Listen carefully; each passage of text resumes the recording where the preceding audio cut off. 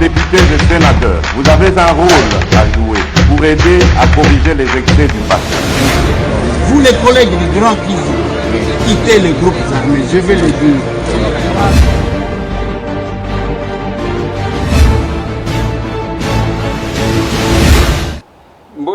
Mbote lisusu bandeko nanga, bandeko oyangai masolona député ya mokolo mwa lelo tolingi tozongela dossier moko to abordaki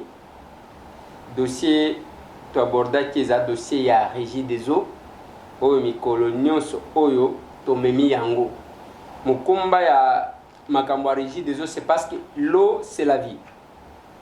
Na kati ya émission toyambaki monsieur Kayembe Mushila Medar ayaki apesi biso lettre oyo adressé na DG ya régie des eaux, mais lettre oyo ce qui botali a commis concerne la dénonciation contre la malversation, détournement des fonds de l'État mise à la disposition par M. Mwaka Indé, le DPK de la régie des eaux.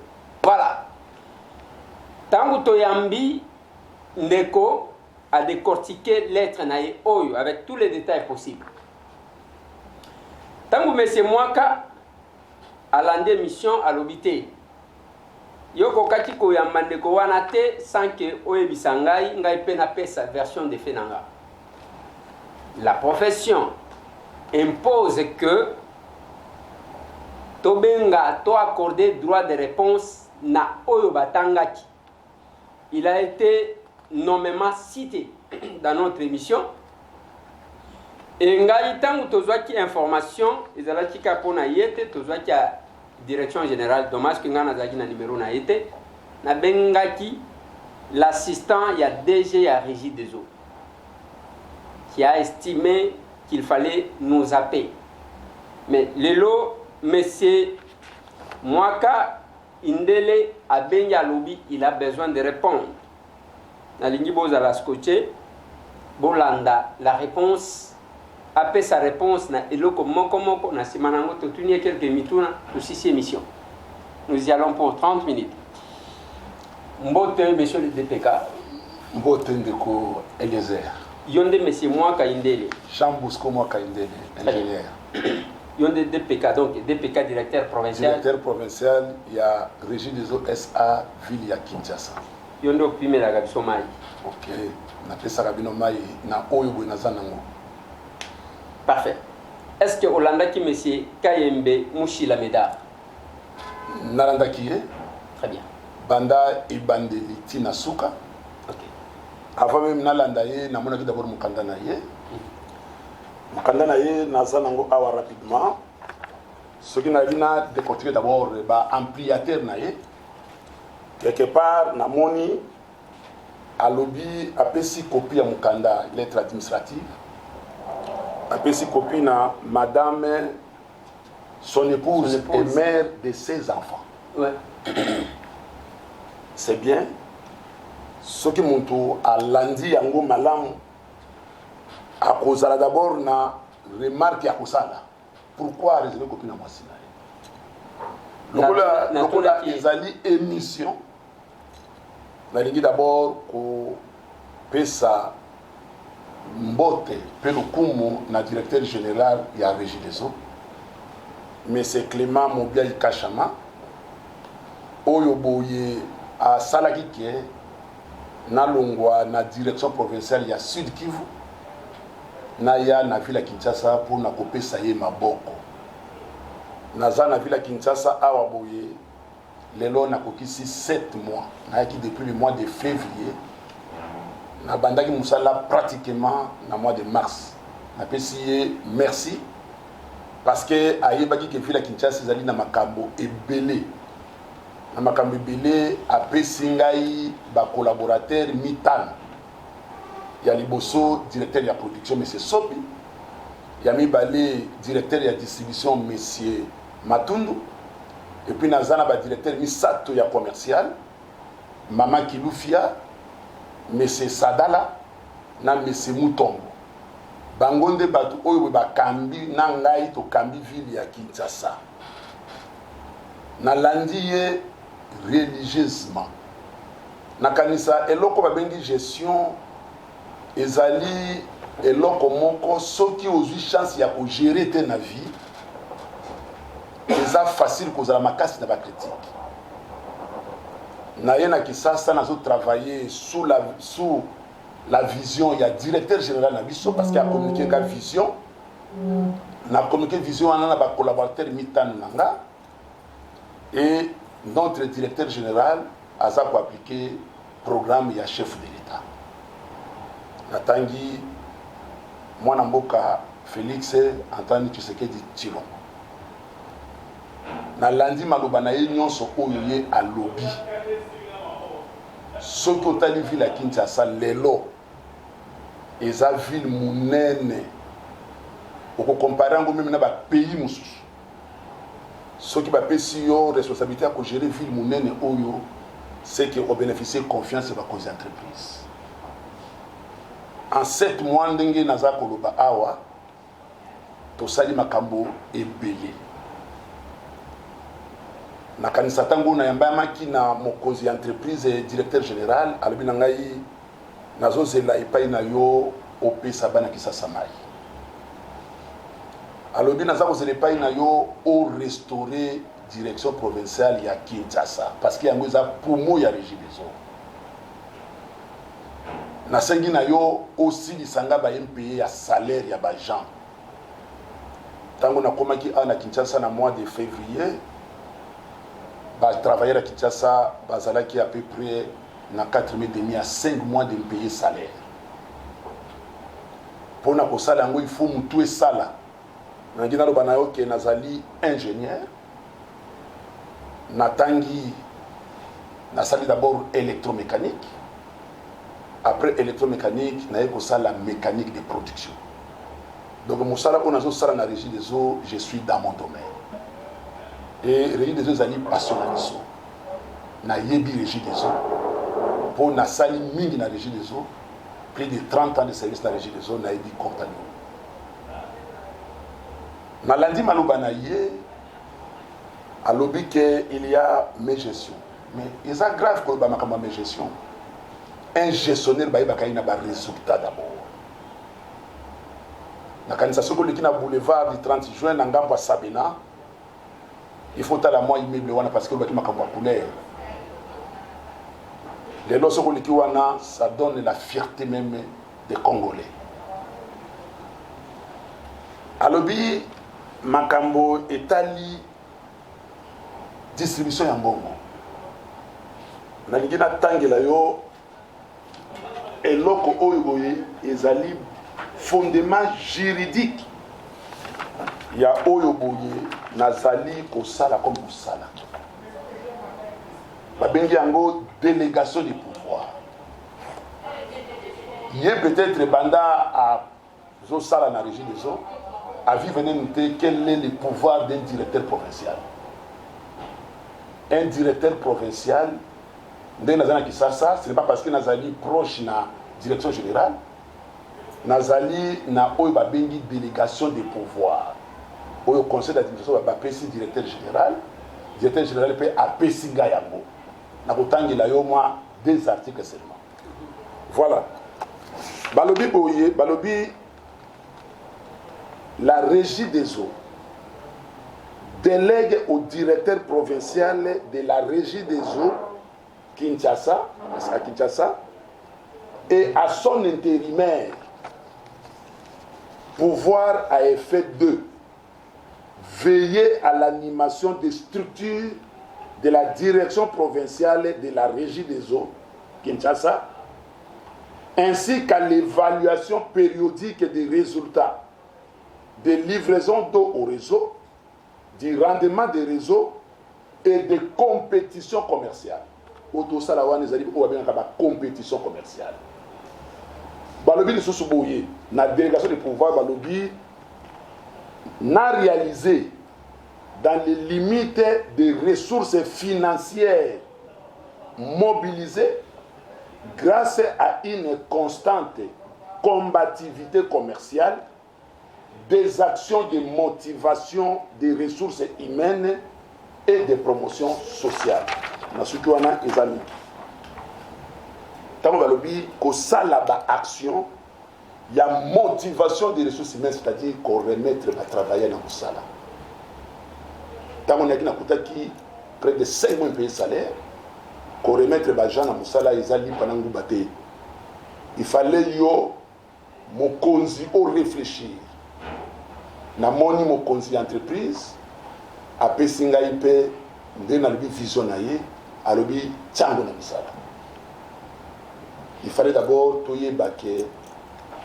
Régie des eaux, to bandaka na production. C'est-à-dire ba usine na biso tout dans na Kinshasa. Ceux qui ba usine produire te, mai komi na robinet te, batu bakofuta mbongo te. Na mini ba gens nyonso ya régie des eaux, ou bazaki na commercial ba chef ya ba agence ba secteur, na ke ko laksa bango epa mai bandaka. Koki na usine ya njili, batali ndeni tout ça la captage. Ndenge batindaka imai na usine ndenge balambaka po tango bango bazali na commercial ba négliger production te. Lelo je peux dire à Kinshasa ici na tie ba gens régie des eaux ensemble. Atangaki na intervention na monsieur Tchongo engagaki parce que abandaki ko signaler ba fuite avant qu'il y a comme agent. Mais moi je vous informe que j'ai été engagé à la régie des eaux comme cadre universitaire par Tchongo. Tchongo m'a engagé, Tchongo m'a formé, Tchongo m'a conseillé. N'a géré syndicat et la régie des eaux pendant 10 ans comme secrétaire général. Tokeina Tchongo na ba pays d'Afrique, n'a profité de la régie des eaux Tokeina na ba pays d'Europe. Donc oyo boy naza ko sala ezali pe expérience na zui naza ko tchango na service ya régie des eaux pe ya nation congolaise. À former, à conseiller à Pengaï, parce que même temps, le secrétaire général de temps en temps, Azaki Loko l'a conseillé Nangaï. Donc, Nazali, parmi les fruits, Oyo Tchongo Atika, na régie des eaux. Mais c'est quand il à l'obima Kambitali, il y a distribution, il y a bongo. Non. Mais la motivation, c'était une gestion pour amener les gens à faire plus. Ce qui agence les lots, et ça lit 500 millions. Tu sais, bon, ça 500 millions par exemple. Ça lit 500 millions. Agence, on a 30 personnes dans l'agence, 10 personnes dans le bureau auxiliaire dans Bango, ça fait 40 personnes. Ce qui les lots au PC Bango, enveloppe, il y a 200 000 francs congolais. Ce qui importe, ce n'est pas l'argent. Ce qui importe, c'est 5 000 francs. Mais pour moi, les gestionnaires, je sais que les gens vont compétir pour l'honneur na bango. Moutouyo sa lingias bima na palmarès. Moutouyo sa aligné quand même que baye ba qui a gagné qui. Tant que ça comme photo wana ya famille, moutako zwa pango ako l'accent na famille mama mono que non papa na biso to maman na biso sala comme ça mala. Ce n'est pas un gaspillage. Quand ça na lobi na yo to 5 mois de payer salaire na Kinshasa. En 7 mois, avec le soutien du directeur général, le Bunda aussi, ça veut payer salaire, Nakisasa, tout aussi ici. Ceux qui ont délégué syndical, mais il faut abattre la maboko. Vous l'avez abattre la maboko. Au contraire, Azako Yako, Kosa Makambo Oyuboy, ils ont la place. Il n'y a aucun gestionnaire qui peut jouer avec l'agent d'entreprise au moment où Aza a appelé. Il y a combien de sur les résultats. Et quand on les fait, on ne fait pas l'argent sans tenir compte qu'il y a bateau pour produire maïs. Les lots aussi au pays, il y a pas usine. Au pays, il y a bateau, il y a distribution pour réparer la fuite, pour qu'il manque d'eau. Tout le monde s'est retrouvé pour dire que non. Ce qui importe pour nous, c'est la considération qu'on nous a donnée. Ce n'est pas l'argent parce que ça ne représente rien. Mais le directeur provincial a tiré la stratégie en place pour que Batou, ils sont ensemble. Les producteurs, les distributeurs, na Batou bazana commercial. Lelo oyobo yena kansa a sur le cas qui problème avec que Maï et Zara qui étaient na c'était de l'OIA. Mais comment est-ce qu'il y a eu bien? Parce que nous sommes en train de chercher même qui a été à la base, il y a qu'à étrangler Mouké Van na cité de l'OIA. Parce que Tango directeur général bengi biso. Totindi directeur ya distribution ya régie des eaux. Accueilli na kotuka. Azotala comment mai pression za makasité. Ce n'est pas manque d'eau. Pression makasité. Aye kotala boeti na mayele na ye comme c'est un ingénieur. Na mayele na ye aye bi donc tout vérifier place mo ba vérifier amoni que van ezaki étranglé. Ba fungoli van wana mai. Yé na mukana na yali makambo kana. Alobi que ça fait 8 mois ba futa kay salaire te. So ba futa comme salaire te. Il faut tout na pourquoi ba futa ko salaire te. So ba futa salaire te c'est que yo salaire te. Mais comment il y a dans la régie des hôtels ayebi que bah ça dit 4 jours il y avait des perturbations dans cette cité de l'Oya. Il faut tout mais on s'informe. Ah, j'ai peut-être l'information. Ouais. À l'obé de sous bah camion citerne ils ont payé ça $4,000 par jour. J'ai 8 camions citernes dans la ville à Kinshasa. Ceux qui n'ont 8 camions citernes moko lelo oyoboye n'andenge ya lobby, c'est-à-dire chaque camion citerne et ça là à peu près 1 million de francs par jour. Alors qu'il y a dit bien que dans la camion citerne sous ces alliés en permanence na prison à Makala. La prison à Makala parce que bah na problème à forage na bango. Tu connais cosa mai, tu connais tika bango, etc. Ceux qui n'ont vu camion citerne na tie mai na qui nango na borne fontaine. La borne fontaine camion citerne coûte 30 000 francs. 30 000 francs. Donc à peu près $15. Mais il y a combien de tours qu'on a dans l'usine et qui est à la borne de fontaine avec tous les embouteillages de Kinshasa. Et il dit $4,000 par jour. C'est comme si chiffre en oiseau de Bahana y est bien malamité. C'est un mensonge. Et je vous dis que j'ai même organisé la gestion parce que c'est déficitaire. Aujourd'hui, dernièrement, tout silence, c'est même tout camion surtout dans un bon camion citerne. Tout ça, il va traiter dans un bon camion citerne. Ayakota la commerce que nous gérons ce camion citerne pour qu'ils comprennent. Nazali muntu o nazali expérience na régie des eaux. Na kanzande nazolo baboye ba toazo la nangana ba Bukavu ba yebi qui est monsieur moi Kainde. Je suis parmi les hommes intègres. Je ne me vante pas. Mais ba yebi auto sali musala. Ce qui a lobby makambo na yebite peut-être azana ambition politique. Mais l'ambition politique n'a pas koya te patanga ba salaire ba DG ba nini tout ça. Ce qui est comme DG à ça la politique na ndenge na ye. Ce qui est comme DPK à ça la musala ko ba notre patron ça la musala. Pour que lui ba bon que non conseil d'administration ba que non au comme DPK ba commission DPK. Mais et non pas ya koluka ko finga. Koya koluba makambo ya lokuta. Tant que makambo ya ba izini. Alors, il faut comprendre d'abord quel est le problème ya mai na Kisasa. Kisasa ndena bezali ville à monene. Kinshasa ba izini tozana ngona Kinshasa. So totie na Maluku. Totie Njili, totie Ngalema, Lukunga, Lukaya. Soki tozana panite, soki mbule betite lokola environnement ebebisaka mai. Ceux qui ont un problème, nous sommes ya libanda. Capacité de c'est-à-dire 550 000 mètres cubes d'eau par jour. On a l'ensemble. Ensemble, la ville de Kinshasa. Quantité combien? De 550 000 mètres cubes d'eau par jour. Mais les lots, ils ont estimé besoin à Kinshasa na 1 million de mètres cubes d'eau. 1 million. Donc ce n'est que normal. 550 000, et bien qu'au Qatar, Kinshasa, ils ont 5 millions d'habitants, 6 millions d'habitants. Le Kinshasa est commun à 12 millions. Peut-être que tu y as exactement parce que même ça la recensement. Batu ba komi ebele. Banda ko komi morcelé ndambo. Place tcho ya 63 et les kanaki. Et moi senga peut-être batia tcho ya 160. Mais pendant que tu as 160, il faut payer maï na usine ou de produits et comme ebele. Yango directeur général moi na mboka. Clément Mobia Kachama. Abundi Bitumba Oyoboye et côté que la histoire na vie. Il y a régie des eaux. Parce que en un temps record il y a na tête à régie des eaux.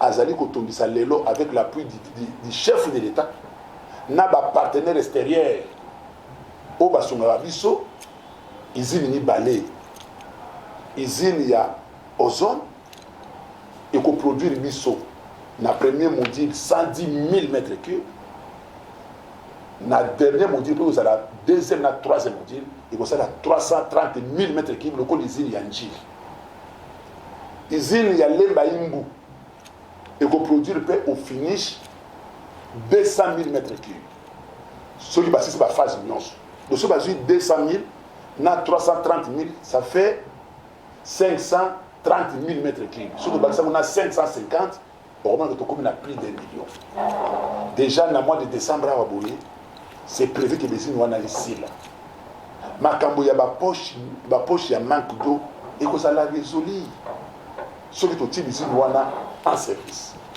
kozanga koyeba eza liwa ya ndambo okoya na presse awa lobi likambo oyo oza komaîtriser te je dis je suis un ingénieur je connais la production de l'eau je connais la distribution et na wumeli na commercial parce que j'ai été formé comme un gestionnaire partout.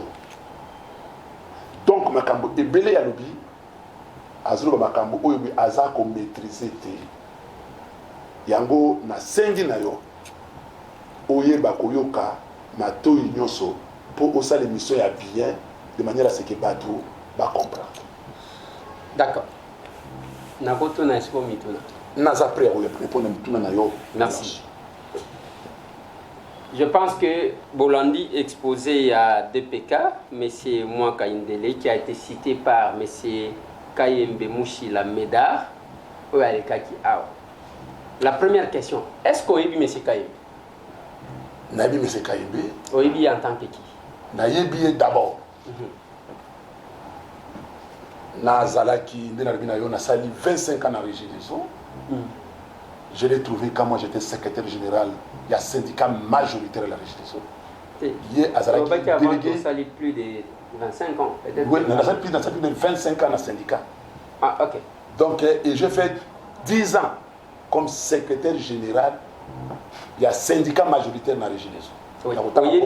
Mais c'est quand il y a d'abord délégué syndical et comme un agent qui s'occupait de la gestion.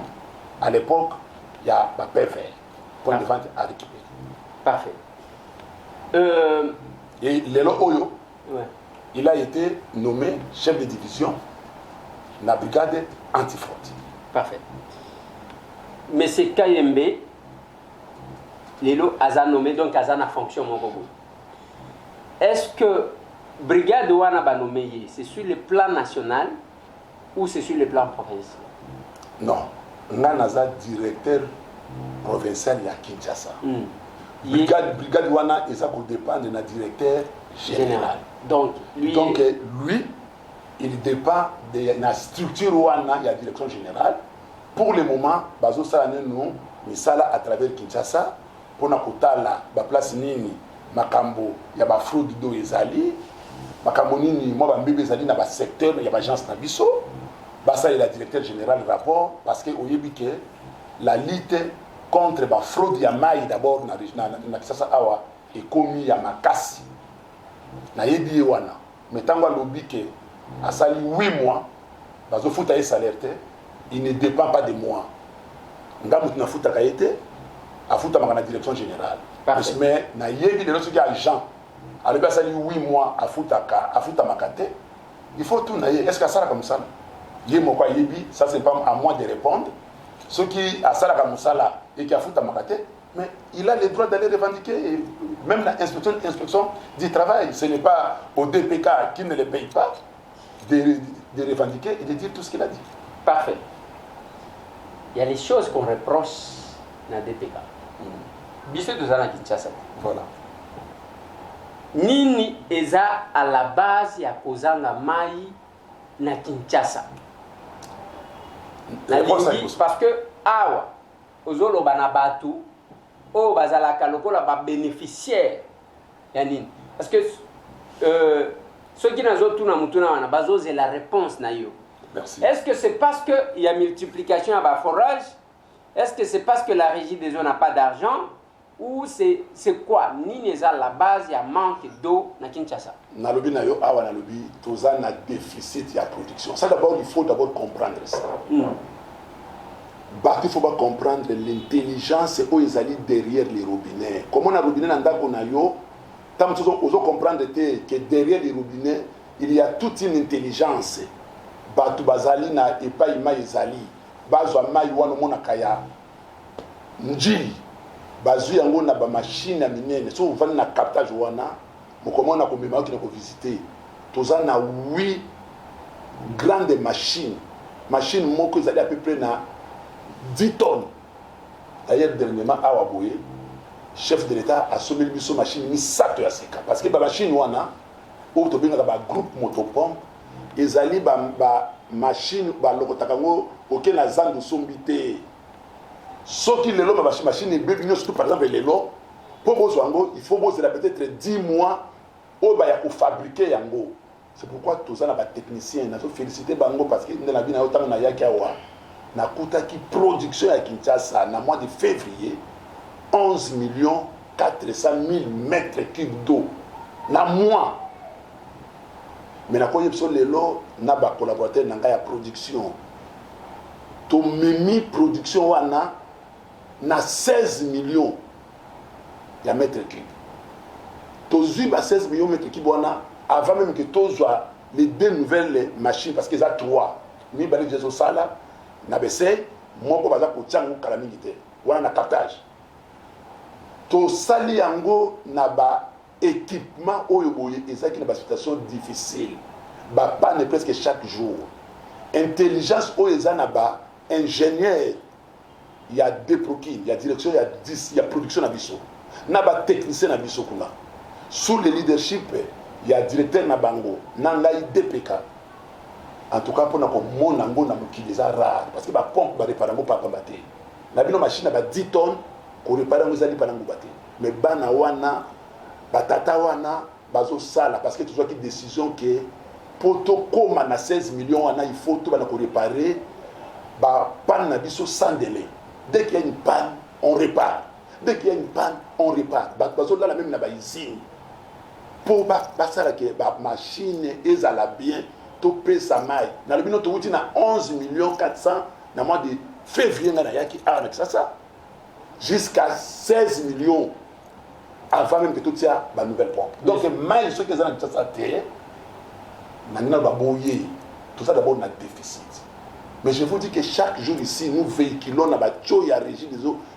Tout ça, toi, on a 5200 kilomètres à bâtiment. Parmi tout cas, tous les Kinshasa a besoin de la bâtiment. Or, maï tango tambola la bâtiment wana. Écoute, on appelle un obstacle non. Toza na bâtiment. D'abord un déficit de production. Dans le but que toujours quand on a 1 million, il y a un bâtiment à bâtir. Toi, 750. Il y a mis Bali. Bâtiment où il y a besoin de ma maï pas ya bâtiment tout ça na banzela.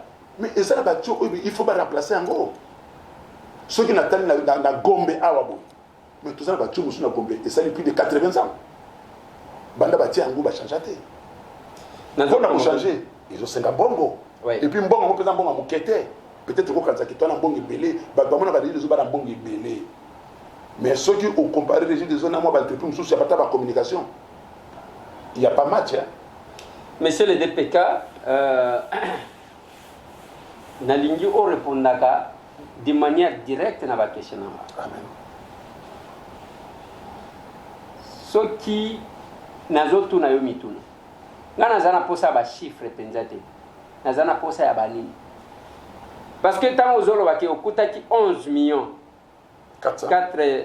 400 mètres cubes par mois 1000 mètres cubes par mois dans le mois de février bokomi na 16 millions au moins ni mama oyo avandi soki na kanduka zana posa ko yoka ndenge wana te nga na lingolo ba que na kutaki ba quartier lokola boy ba mona kalisusu ma été depuis que ngai nazali mais c'est moi depuis que ngai nazali quartier boye ba komi komona mai quartier boye ba komi komona mai comme ça ba ko juger yo ba kamozoro oui et ya komi malokola ba quartier za oui ne connaissez oui ba quartier za ebele ouais mais il d'abord muntu oyo aza kozwa mai un jour sur deux amozwa mai 24 heures sur 24.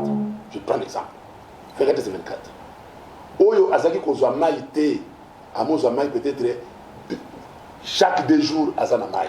C'est déjà une amélioration. Neti ba côté ni. Na ba quartier ceux qui OK même na Lingwala, dans quartier musa Lingwala, ceux qui au quartier na Lingwala, okomona d'ailleurs ba tu na mai te ba comme na mai. Au moment où nous parlons, ce qui n'a pas venu le cola Bakwamuntu, va venir le cola, avenir le cola Bankou, ok, n'a pas avenir le cola Bafayal. D'abord, nous avons déjà, n'a pas ce que nous avons. On a mon béni. On a son béni. Oui. Ce qui n'a qui n'a pas bandal, tout ça, il va résoudre le manque d'eau et belé.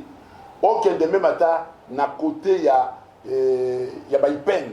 Ils ont quoi nous sommes dans maïté de l'eau dans maï parce que tout ça mis ça là donc bah quand ça tellement ébélé oyo qui n'a pas battre parce que il faut ndé autour na batu pour oyeba ébélé ya ba quoi nini oyo boye bazaki na maïté bazui maï et na lobi na yo toujours ça là rationnement c'est-à-dire un peu d'eau pour tous pour renforcer oyo ba bengi délestage hein de ba tabessa délestage à maï le loba obazui parce que maï n'a pas besoin de stockable.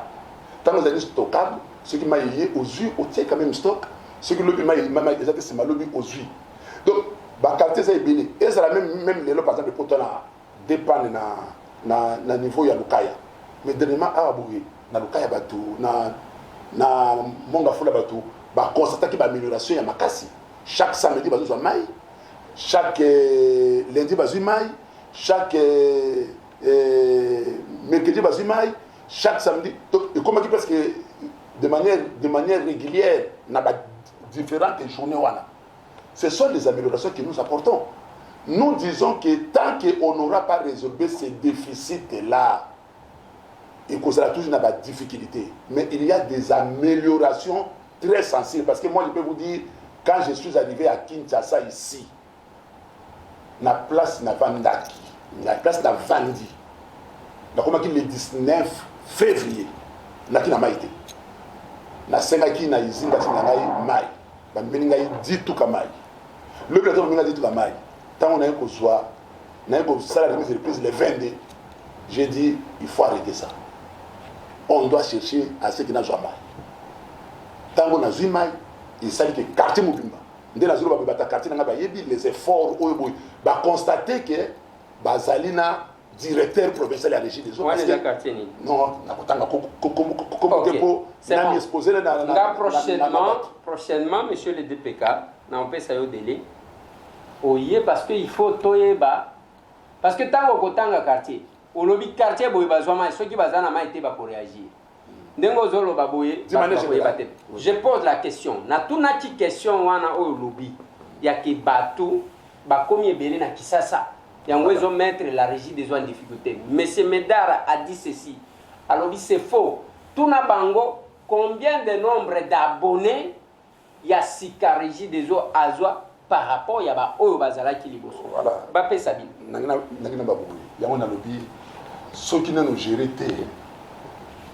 ils ont difficile pour comprendre certaines choses. Il est inconcevable. Na ville à Kinshasa na pesio population qui a 6 millions. À l'époque, on a 12 millions, ceux qui 13 millions, 14 millions. Batouana, surtout, on a besoin de maï. Yo, Olobaki, Batouna, parce que nous avons quartier, 1 million de personnes. Mais ça, c'était résolument terre à terre. On ne peut pas dire ça. Quand la population augmente, nous avons un peu papa, tout le temps, nous avons par exemple, vous êtes à Lisbonne. Bazana 1 million de mètres cubes disponibles. Mais la population va se mettre à 600 000 mètres cubes. Bissot toza na retard ya ba investissement. Na secteur ya mai ndeko Eliezer ba kosa yote. Eza secteur zo senga mbongo ebelé. Parce que une usine seulement ya mai. Et quoi c'est la même sous 60 millions de dollars. Nazo côté la wan. Mbongo, la Banque mondiale a payé ça 390 millions de dollars. Même montant Oyo, Toyoki qui va payer Brazzaville. Ils ont pour renouveler le matériel. Na Brazza, Toyoki qui bazo tonga réseau ya sika oyo ko remplacer réseau ya kala bino na régie des eaux mbongo oyo 390 millions de dollars que la Banque mondiale a donné pour améliorer pour que plainte soit arrêtée. Et que non, tout le bien. La Banque mondiale, c'est une institution du monde. Ouais. C'est la banque du monde. Ouais.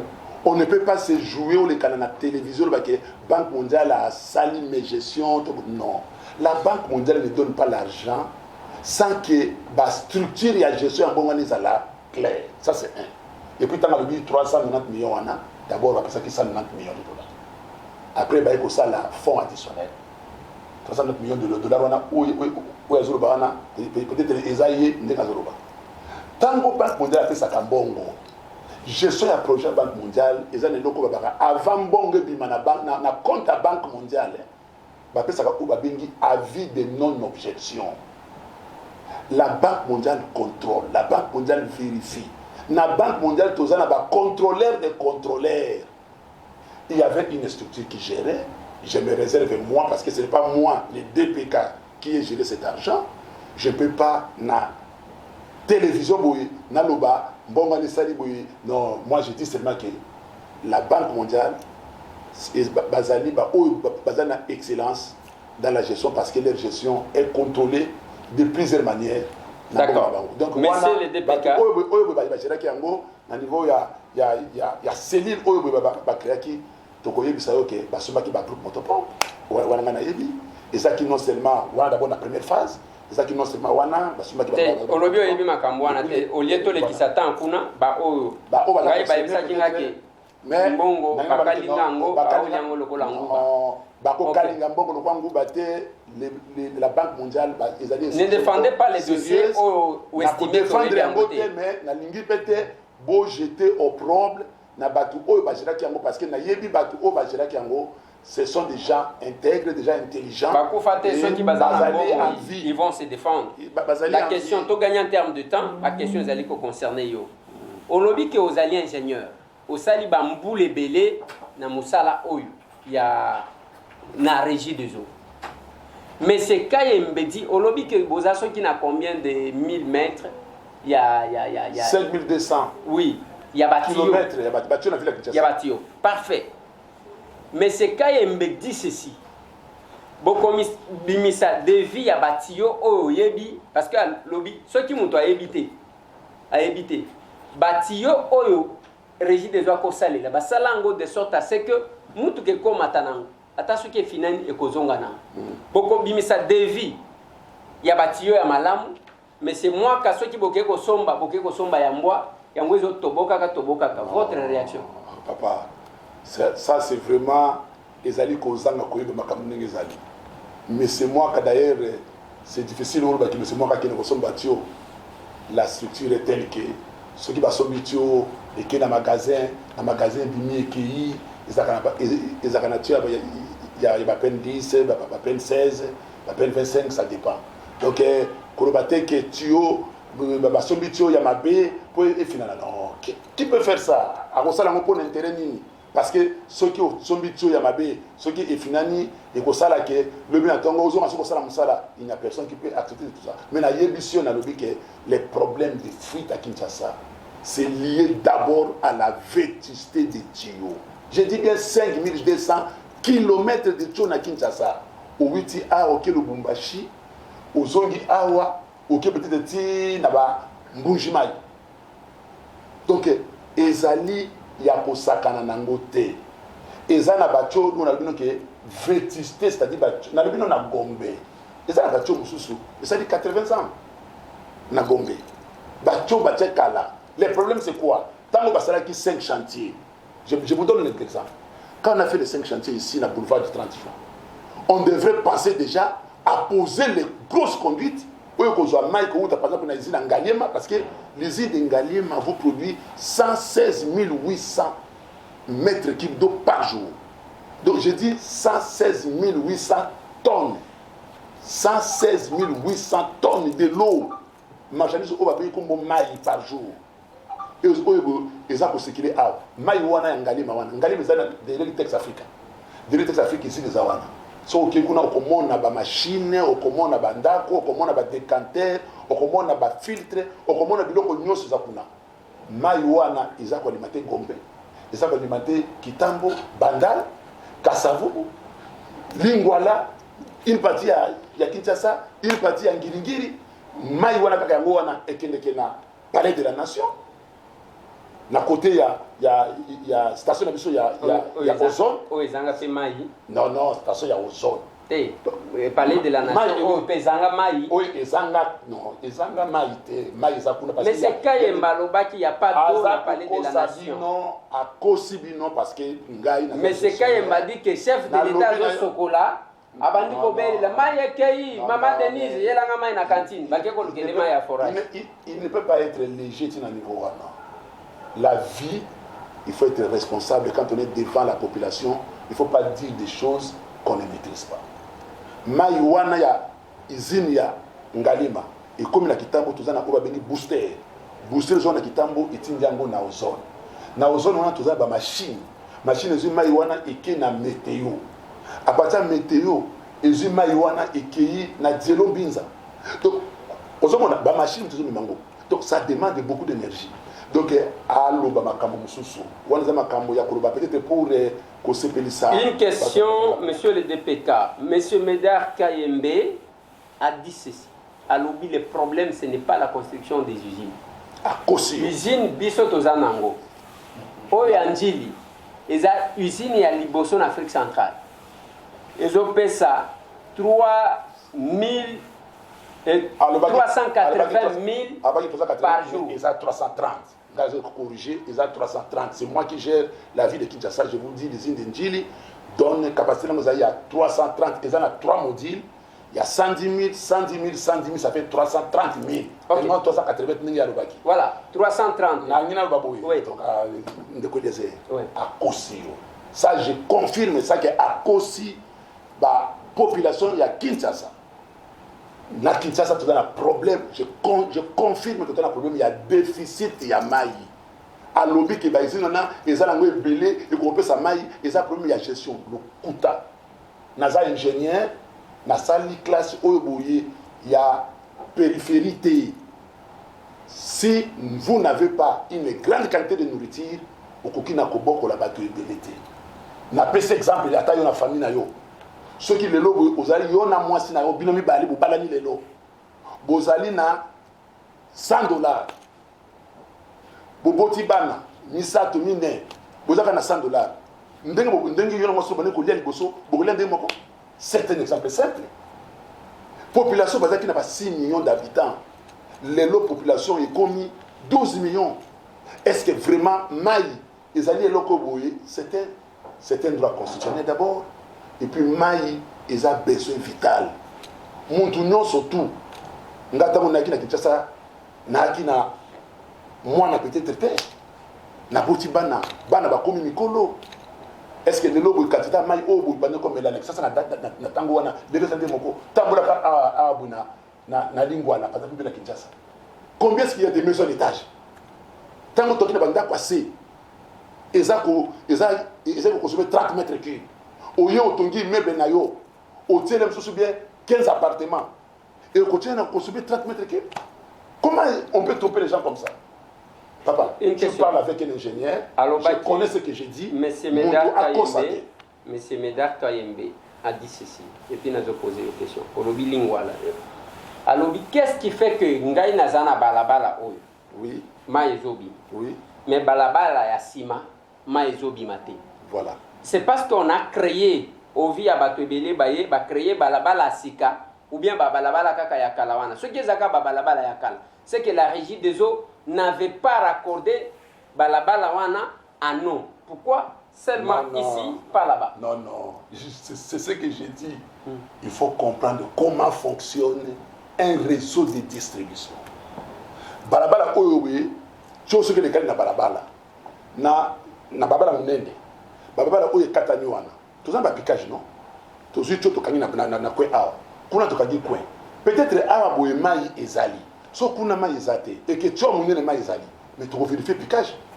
Et ça na ba kama susu ke bo vérifier piquage. Bo moni mbala moko mai epimi. Ça peut arriver. Mais il faut d'abord na tua monene mayezala. Ce qui tua monene pour mayezala, il faut d'abord na production mayezala. Ndenge nazoloba ke soki bo produire mai mingi te, même la distribution va causer une difficulté. Je dis bien que je suis ingénieur, ce que je vous dis, je le dis parce que il y a des calculs qu'on fait et il y a des démonstrations qu'on fait. On ne doit pas parler comme si on était na banamike, expliquer bango. Mais on peut pas faire ce genre de déclaration. Monsieur Mwaka, une question. Qu'est-ce qui fait que l'usine Wana ont fonctionné de manière régulière? Est-ce que c'est parce que vous n'avez pas l'électricité? Est-ce que c'est parce que les produits que vous êtes en train d'économiser? Ou bien, quand il y a matériel? Voilà. Autour de pourquoi les usines fonctionnent de manière régulière? Dans le bilan, il y a des facteurs exogènes. Je prends l'exemple de Kinshasa Awa. Avant-hier, c'était hier. Mboula et Betaki. Nanjili. Quantité ya plastique. Aucun na lukunga, aucun na lukaya. Place to capter parce que ils a ba mai ya ba rivière. Quantité ya plastique o ezaki na ibale. Mais boza na moyen ko tuté ya ko capter mai. Mabele o batu batonga bandako e ba sopi yango na c'est-à-dire ba érosion wana ba mabele za ko kitana nini. Mai ya ko capter comme poto. Nous avons arrêté l'usine. Pendant 4 h du matin, jusqu'à au-delà de 12 h pour tout fonctionner. Ça c'est la nature où il y a détruire.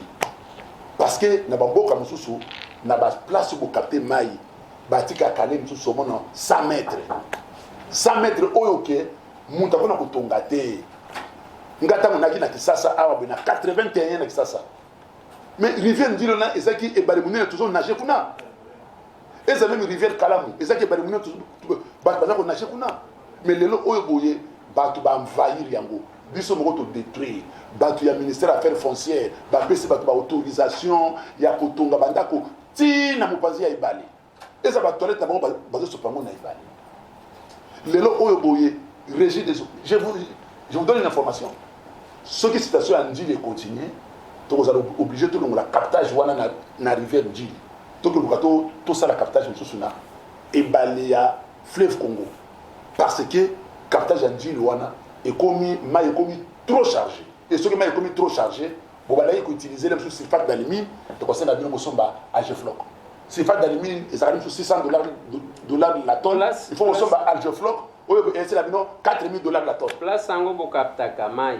Donc ils ont protégé, ils ont place kaka ya ouvert. Non. Et yé milange yé koti nango nini yé koti nango. Comprendre bien. Oui. Yo so ki nandi na ko faire visiter yango.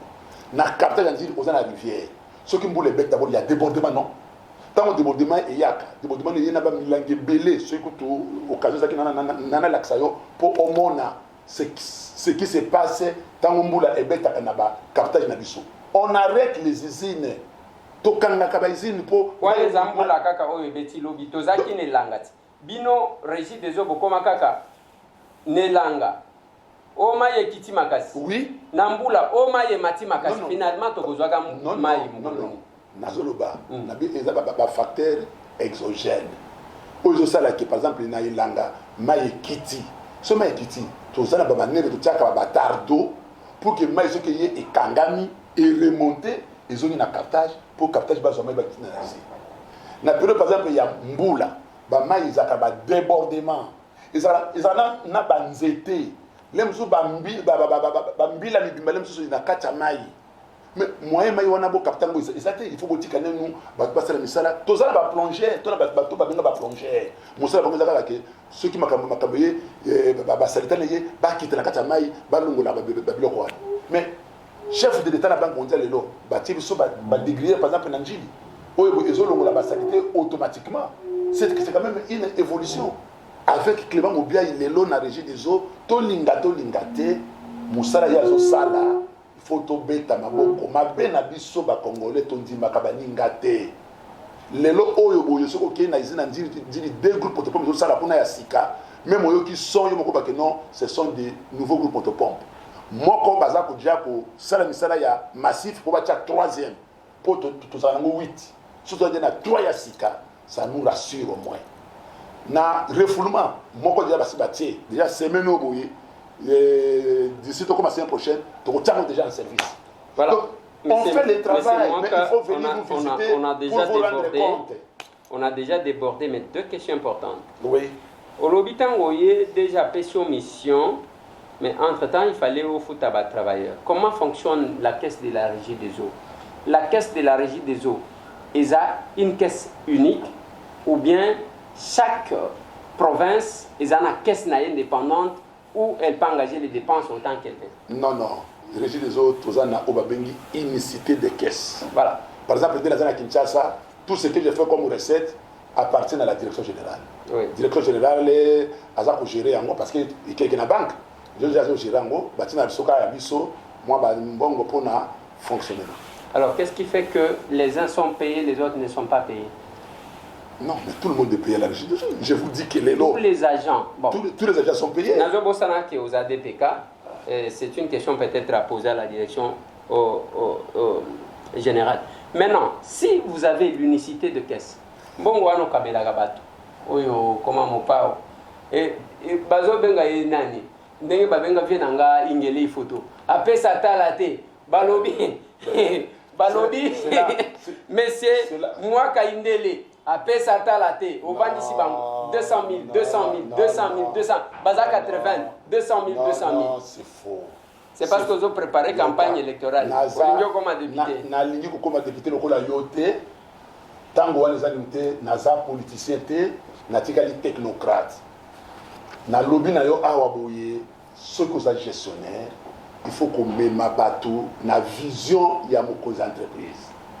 Comment vous pouvez amener beaucoup plus d'argent si vous ne dépensez pas. Quand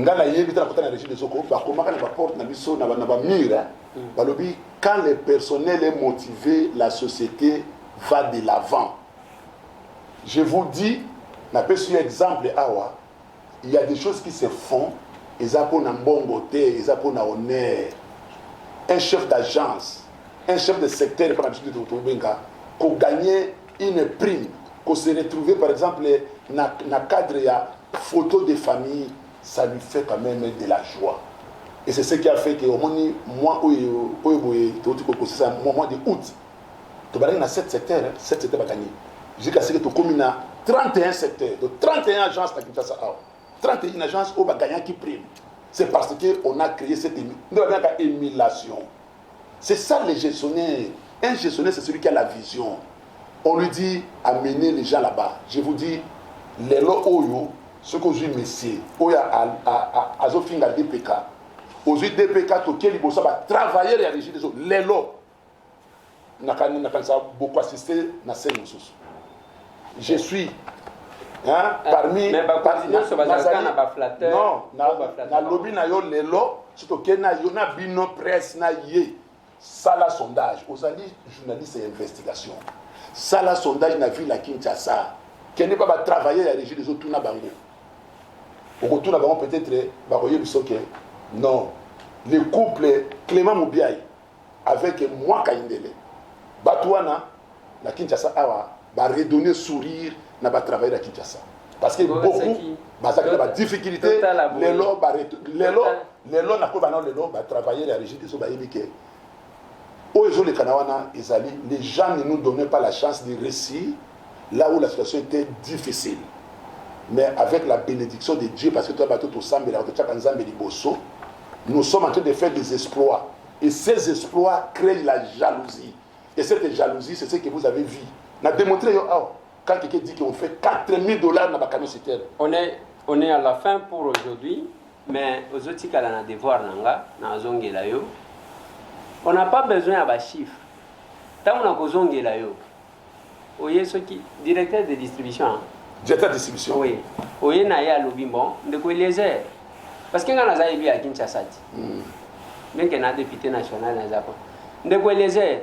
Avant que monsieur Mwakaya, quartier Kindele, ils allaient qui n'a maïté. Depuis que aïe, maïzobim.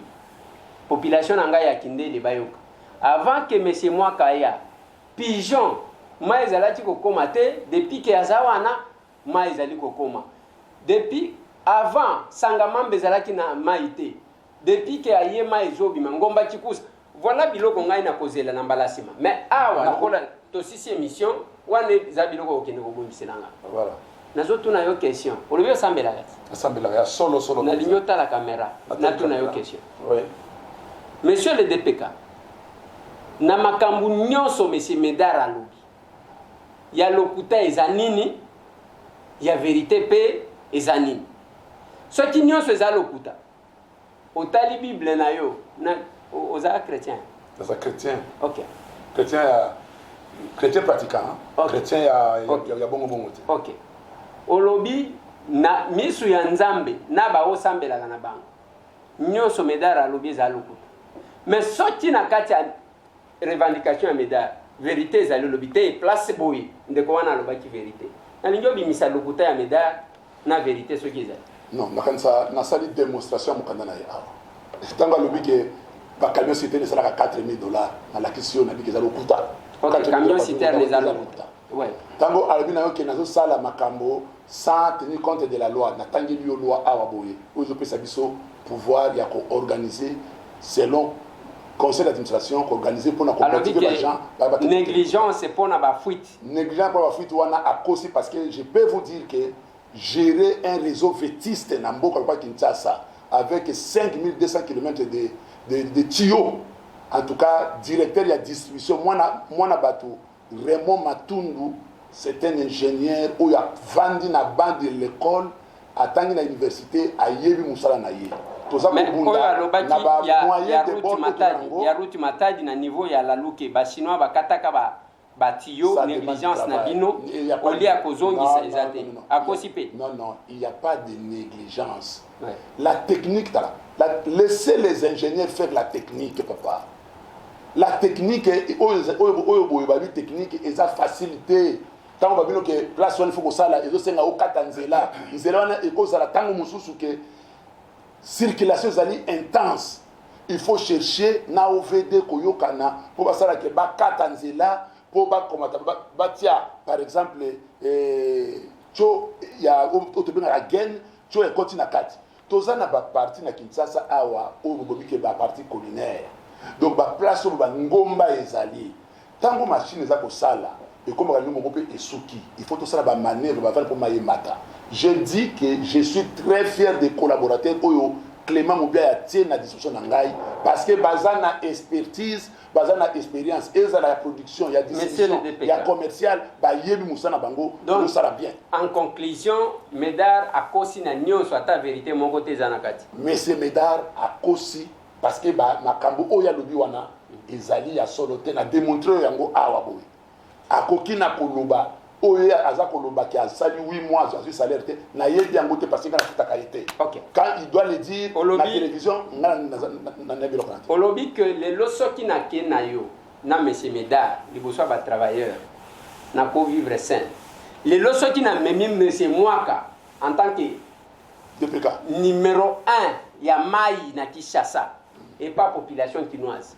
Yo peut vivre scandale te. To vivre scandale te parce que chaque jour directeur général la mission Moubiaï na monsieur Mwaka na Kinshasa tozo pesa 550 000 tonnes. Na bibe 550 000 tonnes ya mai na Kinshasa. Tozo kabola ndambo ndenge tolobi rationnement renforcé de manière à ce que mutu na mutu azwa lelo oyo butona bat na Kinshasa.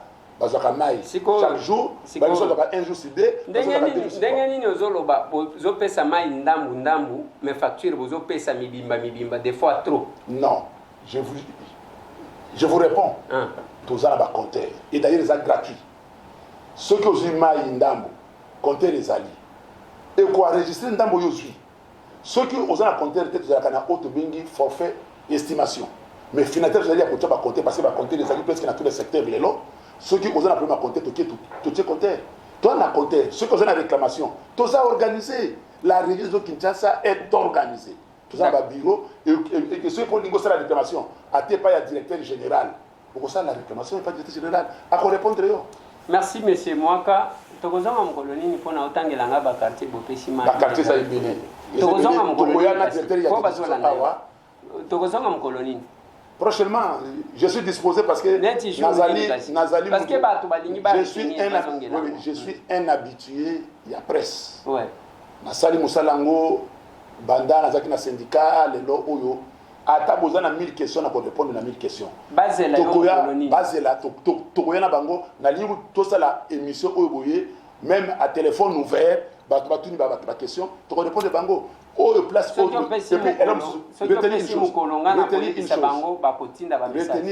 retenir une chose boyebi na kisasa tona arrêter mususwa ba to ko tonga na place maizate atoni place maizate tu as réalisé les calicunatés si ma mikolo akuni ko yana réalisé que non nazana maité c'est pourquoi tous avons ça d'abord effort tous avons lelo concentré d'abord na kotonga ba izini wana tango ba izini ko ya honora de loi Kinshasa.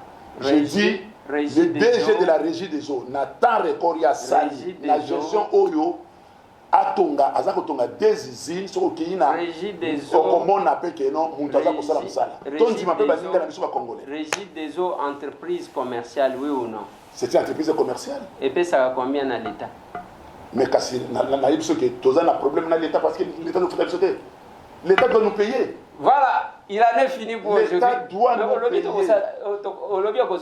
Na kozonga tango yo okobenga ngai sauf ce qui olingina ba dokoma invité na yo régulièrement lokola na zakana ba chaîne mususu na ba collaborateur na biso makama mai to bana ko ya parce que to kobanga te ko répondre na ba question na bino et loko to boyinde oyamba mutu oya ko ya pona ko finga omoninga na lubi ana fini mutu terre. Merci beaucoup.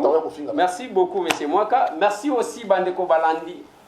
Tozaka na kati ya makambo mai. L'eau c'est la vie. La solution na makambo mai na kosuki ça. Oui. Au début de l'époque, il y a Mobutu. Ça, c'est très important. On avait un problème, il y a Maï, à travers la République. Mobutu a Bengaki, PDG Tchongo, gouverneur de la Banque centrale, ministre de la Finance, na premier commissaire d'État de l'époque. Alors, qu'est-ce qu'il faut pour appeler sa population dans Maï? Tchongo a dit, paie 5 millions de dollars chaque mois, de manière à ce qu'il peut être un projet minéne, na funga ba centre Mosusu. Mobutu a dit, bon, n'a ni ko kasoma qui est la Maïté. Alpesi gouverneur de la banque, ministre de la finance a dit que Foutaka régie des eaux 5 millions de dollars chaque mois. Il y a des factures, il y a des camps militaires, il y a des universités, il y a des hôpitaux, il y a des Fouta. Moi, on a vu que le PDG Tchonga a dit que le Fouti était par mois 5 millions de dollars dans le monde. On a un chef de l'État à son régie des eaux. C'est un conseil. Tous les pays congolais pour couper ce conseil. Ceux qui régissent des oiseaux en bongo en permanence parce qu'il y a bien un ordre de paiement permanent. Tant que nous avons dit que déjà Simba a 22 000. Yo Simba a combien? Non, Naza politicien pour parler. Papa. Non, papa. Nazo tout n'a dit. Papa Eliezer, Naza politicien. Eza secrétaire, Eza là na yo Simba. Non. Et cause là na Simba. Eza moké, Eza la mingi.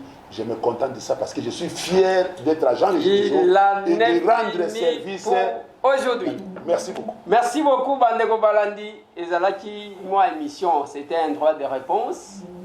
Le DPK a répondu et nous avons posé quelques questions. Depuis que monsieur moi, parce qu'il faut tout ça là, au moins même,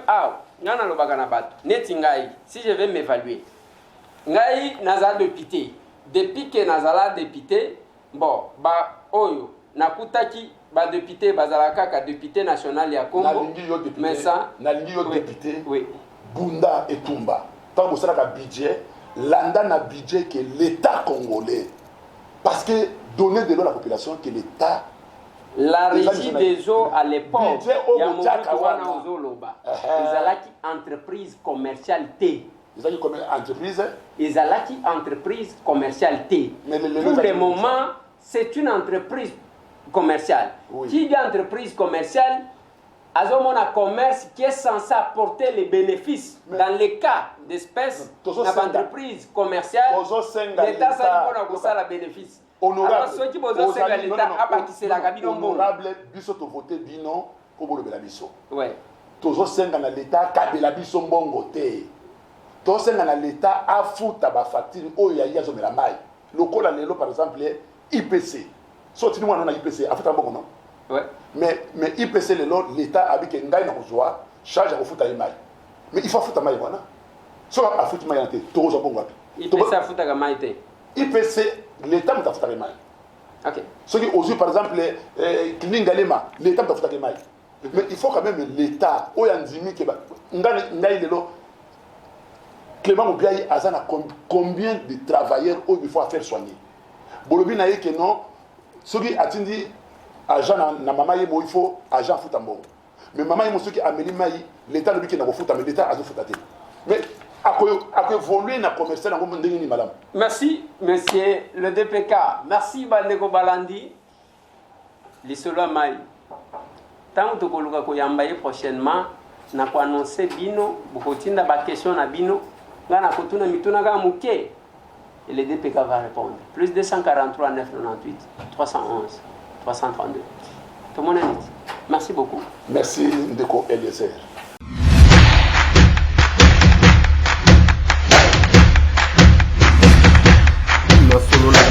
Honorables députés et sénateurs, vous avez un rôle à jouer pour aider à corriger les excès du passé. Vous les collègues du Grand Kivu, quittez les groupes armés, je vais le dire.